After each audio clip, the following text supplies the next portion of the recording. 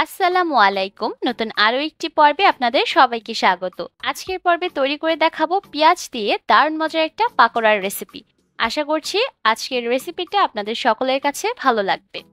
আর দেরি না করে চলে যাচ্ছি মূল পর্বে। আজকের পেঁয়াজের পাকোড়াগুলো তৈরি করার জন্য আমাদের একটু বড় সাইজের পেঁয়াজ নিতে হবে। আমি এখানে 5টা পেঁয়াজ ব্যবহার করেছি। এবার প্রথমে এই পেঁয়াজের খোসাগুলোকে ছাড়িয়ে নিব, আর নিচের যে বোটার অংশটা সেটাকে রেখে দিতে হবে। এবার আমি একটা গোল কুকি কাটার নিয়েছি আর এটার উপর পেঁয়াজটাকে রেখে দিলাম। তারপর একটা ছুরির সাহায্যে এবার এই পেঁয়াজটাকে কেটে নিচ্ছি। প্রথমে 4টা সমান ভাগে ভাগ করে নিলাম।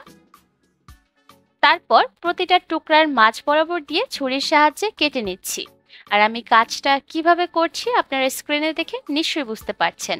চেষ্টা করবেন প্রতিটা টুকরা একটু চিকন করে কেটে নেওয়ার। যত চিকন করে কাটতে পারবেন পাকোড়াটা দেখতেও তেমন সুন্দর হবে আর খেতেও ভালো লাগবে। আর একটু সময় নিয়ে এই কাজটা করবেন, খুব বেশি তাড়াহুড়া করতে যাবেন না, তাহলে কিন্তু পেঁয়াজটা আবার ভেঙে যেতে পারে। এর মধ্যে একটা পেঁয়াজ কেটে নেওয়া হয়ে গেছে আর এটা অনেকটা ফুলের মতো দেখা যাচ্ছে, তাই না? একইভাবে করে সবগুলো পেঁয়াজ আমি এভাবে করে কেটে নিব আর এগুলোকে পানিতে ভিজিয়ে রাখবো আধা ঘন্টার মতো। এবার একটা বাটির মধ্যে আমি নিয়ে নিলাম 1.5 কাপ পরিমাপে ময়দা। এর মধ্যে দিলাম আধা চা চামচ কালো গোলমরিচের গুঁড়া, 1 চা চামচ দিয়েছি চিলি ফ্লেক্স, 1 চা চামচ দিয়েছি মরিচের গুঁড়া, 1/4 চা চামচ দিয়েছি লবণ। এবার শুকনো উপকরণগুলোকে একসাথে ভালোভাবে মিশিয়ে নিচ্ছি। আর খুব ভালোভাবে মিশিয়ে নিতে হবে যাতে করে সবগুলো উপকরণ একসাথে মিশে যায়। আর মেশানো হয়ে গেলে এবার এই বাটিটাকে আমি একটা সাইডে রেখে দিচ্ছি। এবার আরেকটা বাটির মধ্যে নিলাম একটা ডিম, 1/4 কাপ দিলাম লিকুইড দুধ, আধা চা চামচের মতো দিলাম কালো গোলমরিচের গুঁড়া আর স্বাদ অনুযায়ী লবণ দিলাম। এবার এই ডিমটাকে খুব ভালোভাবে ফেটিয়ে নিচ্ছি। ভালোভাবে যখন ডিমটা ফেটিয়ে নেওয়া হয়ে যাবে তখন আমি এটাকে একটা সাইডে রেখে দিচ্ছি। এবার যেই পেঁয়াজগুলোকে আমি পানিতে ভিজিয়ে রেখেছিলাম সেখান থেকে একটা একটা করে পেঁয়াজ প্রথমে পানি ঝরিয়ে নিয়ে ময়দায় দিয়ে দিচ্ছি। আর ময়দার মিশ্রণ দিয়ে খুব ভালোভাবে এই পেঁয়াজটাকে কোট করে নিচ্ছি। হাতের সাহায্যে এভাবে করে পেঁয়াজের ভিতর ময়দা দিয়ে দিতে হবে আর একটু সময় নিয়ে এই কাজটা করতে হবে।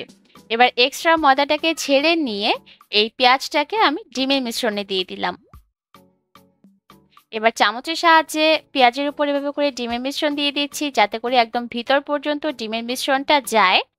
আর খুব ভালোভাবে যখন ডিমের মিশ্রণের মধ্যে পেঁয়াজটা চুবিয়ে নেওয়া হয়ে যাবে তখন এই পেঁয়াজটাকে তুলে নিয়ে আমি ব্রেড ক্রাম্বের মধ্যে দিয়ে দিলাম।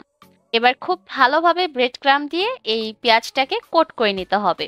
আর এই ব্রেড ক্রাম্বটা আমি ঘরে তৈরি করেছি। কিভাবে খুব সহজে ব্রেড ক্রাম্ব ঘরে তৈরি করা যায় তার একটা ভিডিও আমার চ্যানেলে আপলোড করা আছে, আমি ডেসক্রিপশন বক্সে লিংক দিয়ে দিব, আপনারা চাইলে দেখে নিতে পারবেন। খুব ভালোভাবে যখন এই পেঁয়াজটা কোট করে নেওয়া হয়ে যাবে তখন এটাকে গরম তেলে ছেড়ে দিতে হবে।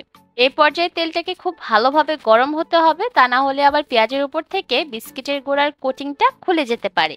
যখন মনে হবে একটা সাইড হয়ে গেছে তখন 2টা চামচের সাহায্যে পেঁয়াজটাকে উল্টে দিলাম। চুলার আঁচ মিডিয়াম হিটে রেখে 3 থেকে 4 মিনিটের মতো ভাজলেই দেখবেন পেঁয়াজগুলো খুব ভালোভাবে সিদ্ধ হয়ে যাবে আর উপরের বিস্কুটের গুঁড়ার মধ্যেও রংটা সুন্দর আসবে। একইভাবে করে আমি আরও একটা পেঁয়াজ ভেজে নিলাম। এবার এটাকে সার্ভ করে নিচ্ছি। আর তৈরি করে নেওয়া এই পেঁয়াজের পাকোড়াগুলো আপনারা চাইলে নিজেদের পছন্দের যে কোনো টাইপের সসের সাথে সার্ভ করতে পারেন। এটা তৈরি করার পর খেতে এতটাই টেস্টি যে বাড়িতে বানালে দেখবেন ছোট বড় সবাই হামলে পড়বে এটা খাওয়ার জন্য। আর হ্যাঁ, অবশ্যই চেষ্টা করবেন এই পাকোড়াগুলো গরম গরম সার্ভ করতে, তাহলে এটা খেতে বেশি ভালো লাগবে। আশা করছি আমার আজকের রেসিপি আপনাদের কাছে ভালো লেগেছে। আজকের মতো এখানেই বিদায় নিচ্ছি। সবাই অনেক ভালো থাকবেন। আল্লাহ হাফেজ।